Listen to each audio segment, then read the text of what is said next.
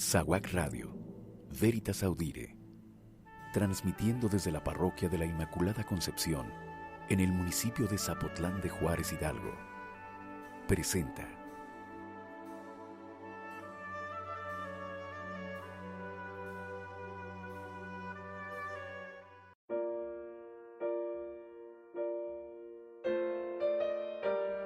Ellos vivieron el Evangelio.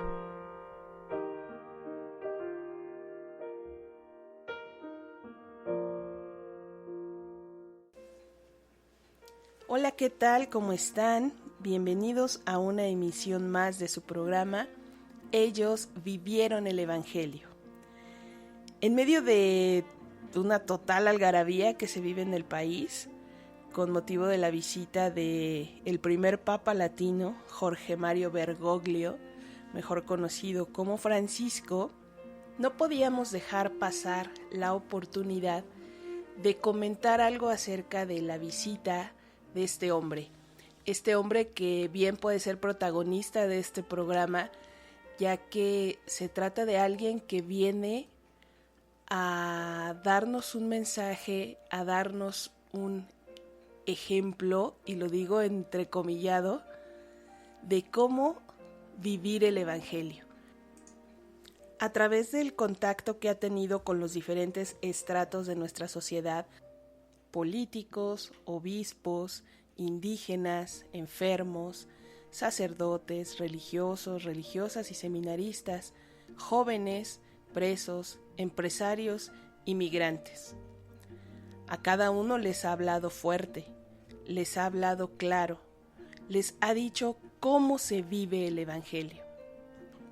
Me atrevería entonces a decir que en las siguientes semanas se deberá hacer un verdadero y exhaustivo análisis de todas sus palabras, ahora escritos, para identificar cómo cada uno de nosotros debe vivir el Evangelio.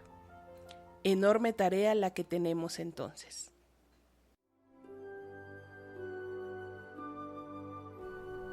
Estás escuchando SAWAC Radio, Veritas Audire, transmitiendo desde la parroquia de la Inmaculada Concepción, en el municipio de Zapotlán de Juárez, Hidalgo.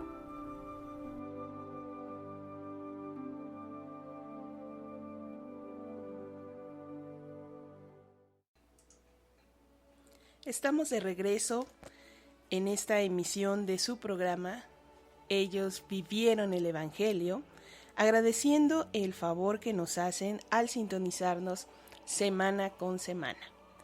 Esta ocasión les comentaré sobre dos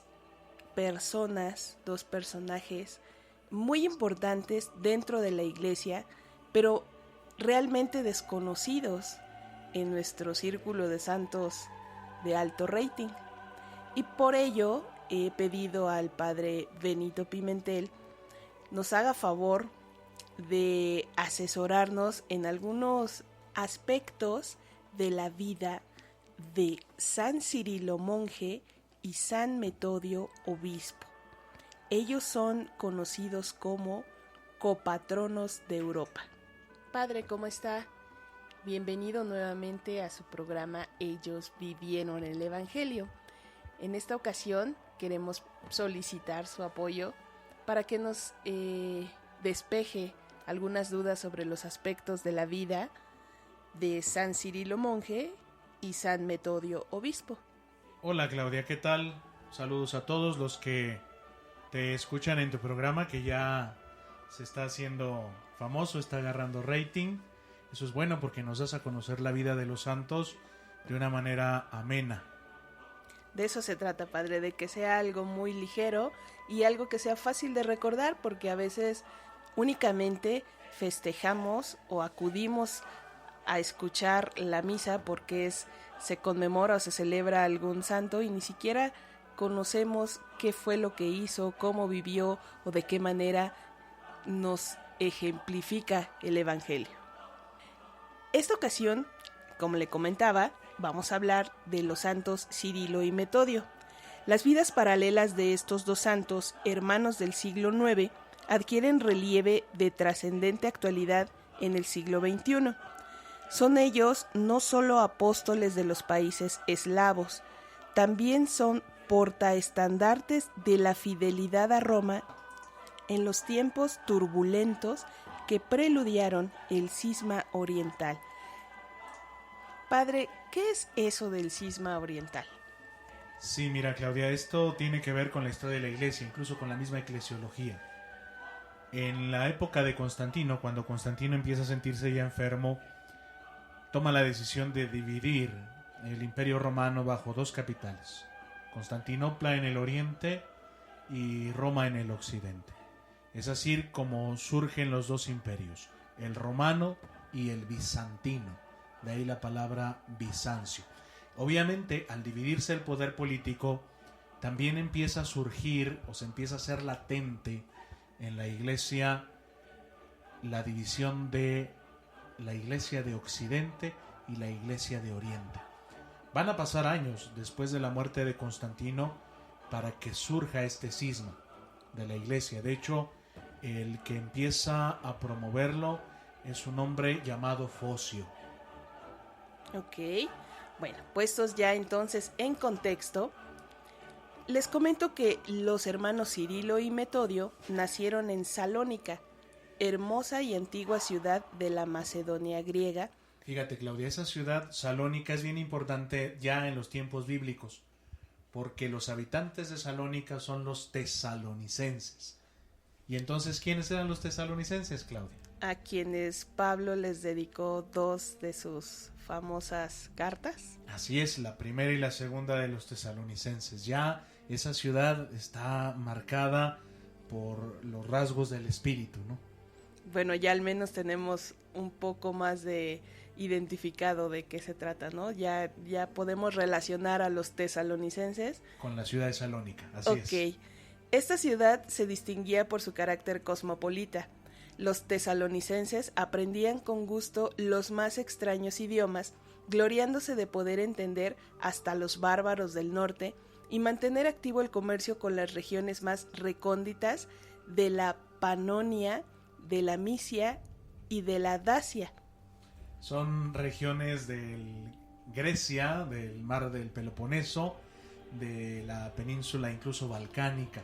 Son regiones que para nosotros a lo mejor no son tan conocidas, sobre todo por los nombres, pero ya hablando de los Balcanes, hablando de la península del Peloponeso, del mar Egeo, ya como que empiezan a parecernos ubicables en el mapa, ¿no? Así es. Salónica era por eso plaza fuerte tan celosamente atendida por los emperadores bizantinos que ya nos mencionaba, ya que perdida ella podía darse por terminada la dominación griega en los Balcanes.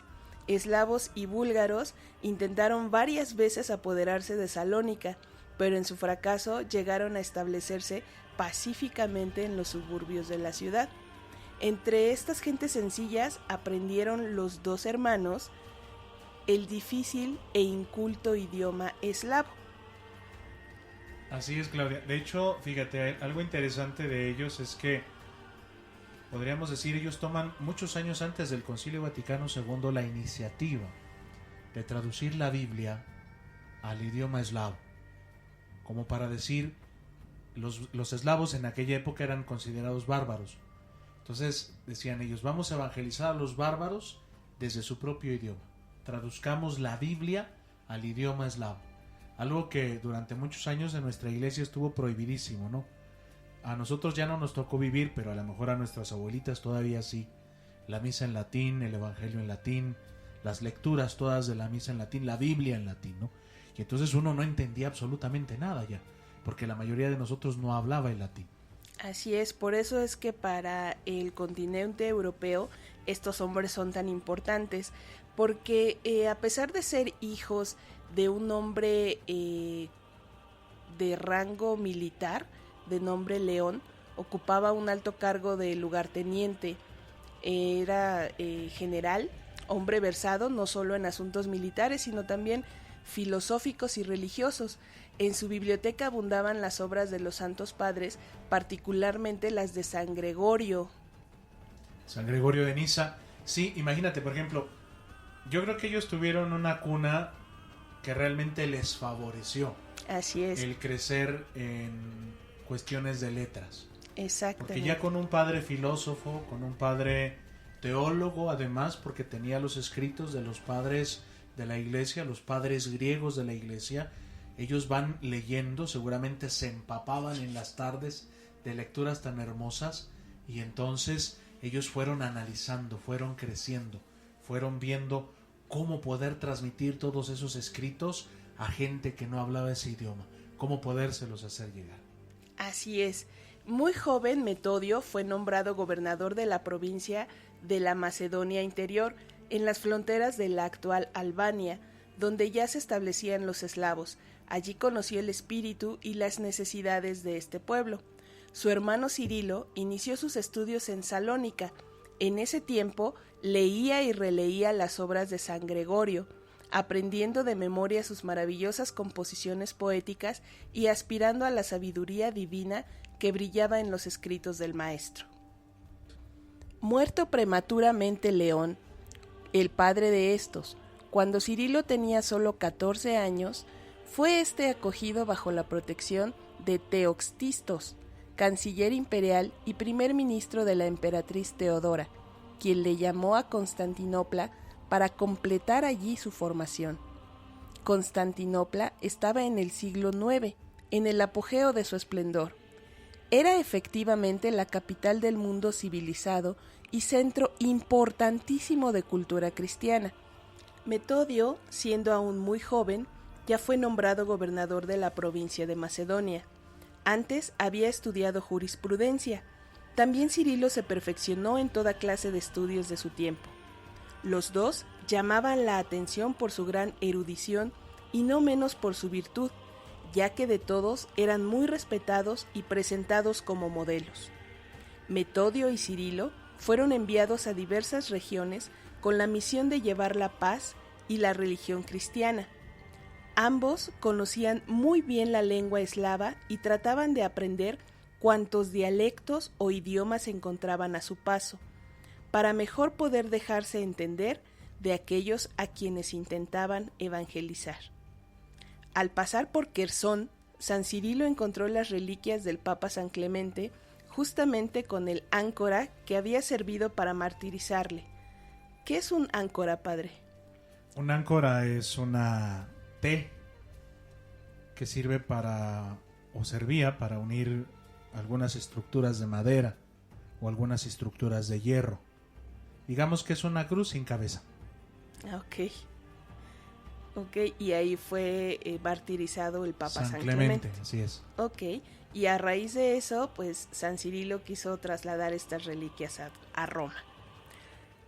Ya vamos viendo aquí cómo tanto Cirilo como Metodio van tomando, diríamos, cierto estatus dentro de la iglesia, ¿no? Eran hombres sabios, por lo que se ve. Eran hombres a los que se les facilitaba el estudio de las lenguas. Eran hombres a los que se les facilitaba la comprensión de ciertas ciencias. Y eso entonces les permite poder abrirse camino en un mundo en donde el conocimiento universal era muy valorado. Fíjate, algo que hoy ya no se da. Porque hoy, por ejemplo, yo siempre he dicho, a las universidades ya no tendríamos que llamarlas universidades. Porque antes sí, el conocimiento que se impartía en ellas era universal. Hoy ya no. Hoy el conocimiento en una universidad es particular.